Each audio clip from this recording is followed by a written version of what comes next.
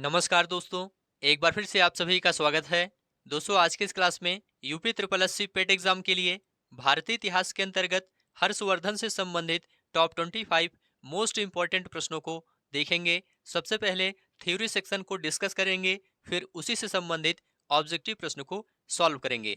देखिए दोस्तों, आपके सिलेबस में हर्षवर्धन दिया गया है, इसलिए आप लोग इस क्लास को पूरा ध्यान से और लास्ट तक देखिए। लास्ट में 25 प्रश्नों का टेस्ट जरूर दीजिए। तो चलिए शुरू करते हैं। सबसे पहले थ्योरी सेक्शन को डिस्कस करते हैं। देखिए दोस्तों, हर्षवर्धन ये वर्धन वंश के अंतर्गत आते हैं, इसलिए सबसे पहले वर्धन वंश को देखेंगे। गुप्त साम्राज्य के पतन के बाद उत्तर भारत के राजवंशों में वर्धन वंश सबसे शक्तिशाली था। वर्धन वंश को पुष्यभूति वंश भी कहा जाता है। पुष्यभूति वंश की स्थापना पुष्यभूति ने की थी। इनकी राजधानी थानेश्वर थी। याद रखिएगा, पुष्यभूति वंश की स्थापना पुष्यभूति ने की थी। पुष्यभूति वंश का सर्वाधिक शक्तिशाली शासक हर्षवर्धन था।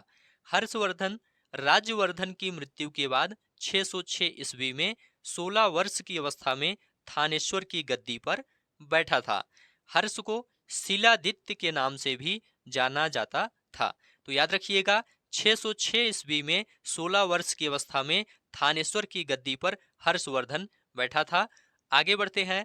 हर्ष ने परम भट्टारक नरेश की उपाधि धारण की थी। पूछा जाता है, परम भट्टारक नरेश की उपाधि किसने धारण की थी? तो हर्ष ने परम भट्टारक नरेश की उपाधि धारण की थी। बंगाल का शासक शशांक हर्ष का समकालीन था। हर्ष ने शशांक को पराजित करके कन्नौज पर अधिकार कर लिया तथा उसे अपनी राजधानी बनाया था। शशांक शैव धर्म का अनुयायी था। इसने बोधि वृक्ष को कटवा दिया था। चलिए आगे बढ़ते हैं। हर्ष और पुलकेशियन द्वितीय के बीच नर्मदा नदी के तट पर युद्ध हुआ, जिसमें हर्ष की पराजय हुई थी और पुलकेशियन द्वितीय की जीत हुई थी। चीनी यात्री वेनसांग हर्षवर्धन के शासन काल में भारत आया था। पूछा जाता है, वेनसांग किसके शासन काल में भारत आया था? तो याद रखिएगा, हर्षवर्धन के शासन काल में भारत आया था। हर्ष चीनी यात्री वेनसांग से मिलने के बाद बौद्ध धर्म की महायान शाखा को राज्याश्रय प्रदान किया तथा वह पूर्ण बौद्ध बन गया। चलिए आगे बढ़ते हैं। वेनसांग को यात्रियों में राजकुमार, नीति का पंडित एवं वर्तमान शाक्य मुनि कहा जाता है। यह नालंदा विश्वविद्यालय में पढ़ने एवं बौद्ध ग्रंथ संग्रह करने के उद्देश्य से भारत आया था। तो याद रखिएगा, यात्रियों में राजकुमार, नीति का पंडित एवं वर्तमान शाक्य मुनि वेनसांग को कहा जाता है। हर्ष के समय में प्रयाग में प्रति 5वें वर्ष एक समारोह आयोजित किया जाता था, जिसे महामोक्ष परिषद कहा जाता था। वेनसांग स्वयं छठे समारोह में सम्मिलित हुआ था। चलिए आगे बढ़ते हैं। बाणभट्ट हर्ष के दरबारी कवि थे। इन्होंने हर्षचरित एवं कादंबरी की रचना की थी। बाणभट्ट थानेश्वर के निवासी थे। याद रखिएगा, हर्ष के दरबारी कवि बाणभट्ट थे। प्रियदर्शिका, रत्नावली तथा नागानंद नामक 3 संस्कृत नाटक ग्रंथों की रचना हर्ष ने की थी। हर्ष संस्कृत का महान विद्वान और लेखक था। हर्ष के समय मथुरा सूती वस्त्रों के निर्माण के लिए प्रसिद्ध था। ये सभी तथ्य ध्यान से देखते हुए चलिए, इसी से संबंधित प्रश्न आगे देखने को मिलेगा। हर्ष के शासन की जानकारी बाणभट्ट द्वारा रचित हर्षचरित तथा चीनी यात्री वेनसांग के सी यू की ग्रंथ से मिलती है। हर्षवर्धन ने 5 इंडीज क्षेत्र, जिसमें पंजाब, कन्नौज, बंगाल, बिहार तथा उड़ीसा शामिल थे, को अपने नियंत्रण में ले लिया था। हर्षवर्धन को द्वितीय अशोक कहा जाता है। इसे भी आप लोग याद रखिएगा। हर्षवर्धन ने 2 महान धार्मिक सम्मेलनों का आयोजन कन्नौज व प्रयाग में किया था। यहां से भी प्रश्न एग्जाम में पूछा गया है। गुर्जरों को हर्षवर्धन ने पराजित किया था और कुंभ मेले को शुरू करने का श्रेय हर्ष को ही जाता है। हर्ष के शासनकाल में उत्तर भारत का सबसे महत्वपूर्ण शहर कौन था? कन्नौज था। वेनसांग ने हर्षवर्धन को शिलादित्य कहा है। इसे भी आप लोग याद रखिएगा। अब यहाँ से दोस्तों टॉप 25 प्रश्नों को देखेंगे। आप सभी लोग सभी प्रश्न ध्यान से देखिए और सभी प्रश्नों का उत्तर बताने का प्रयास करिए। वर्धन वंश की स्थापना किसने की थी? तो याद रखिएगा, वर्धन वंश की स्थापना पुष्यभूति ने की थी। यहाँ पर सी ऑप्शन राइट है।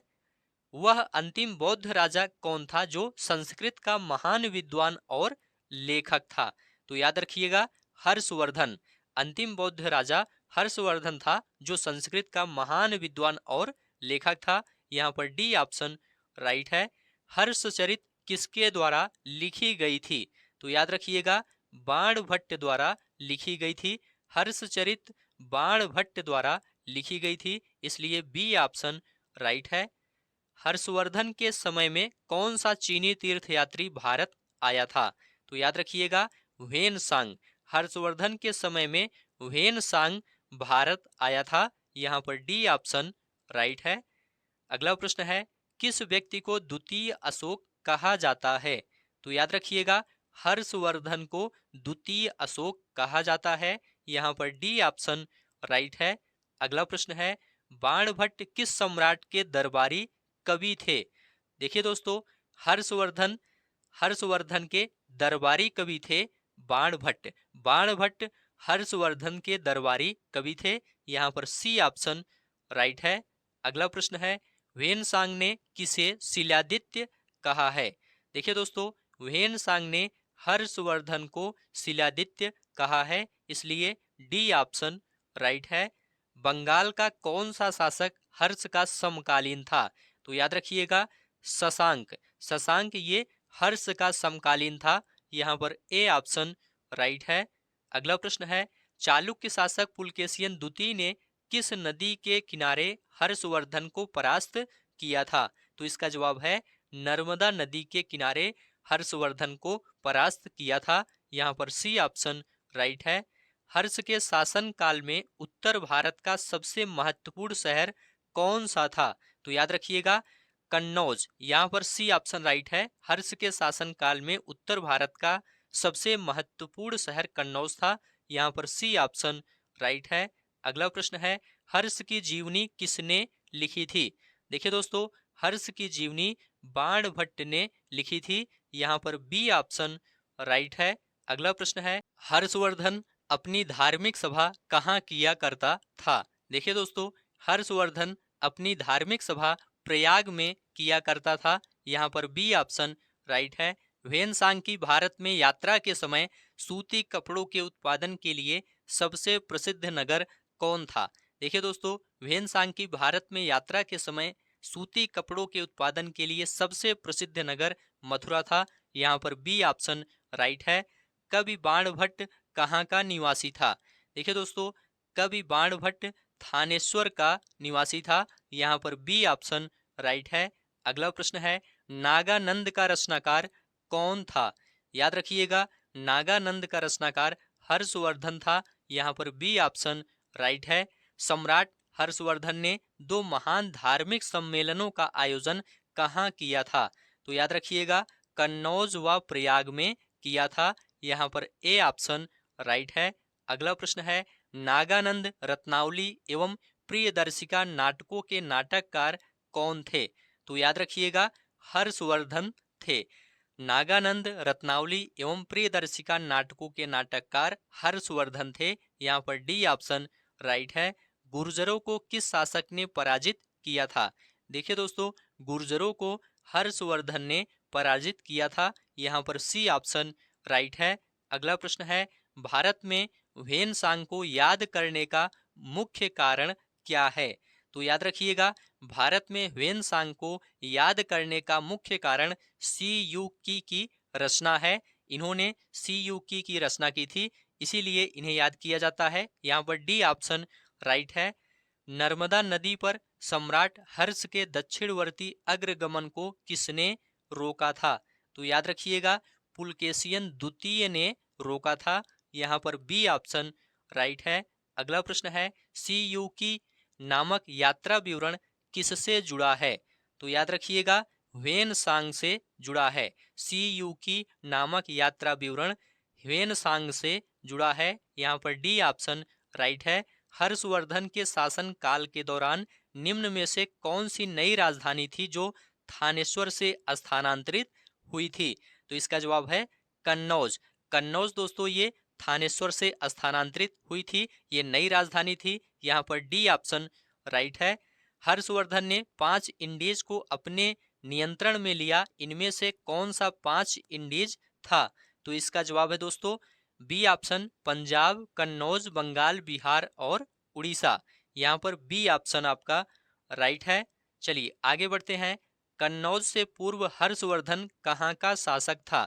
तो याद रखिएगा कन्नौज से पूर्व हर्षवर्धन थानेश्वर का शासक था। यहाँ पर डी ऑप्शन राइट है।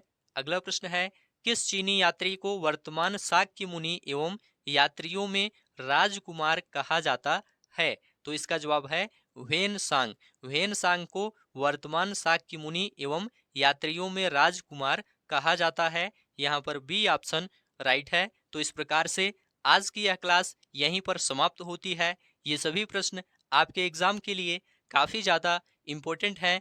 उम्मीद है यह क्लास आपको अच्छा लगा है। अच्छा लगा है तो चैनल को सब्सक्राइब करिए, दोस्तों में शेयर करिए और कमेंट में लिखकर जरूर बताइए।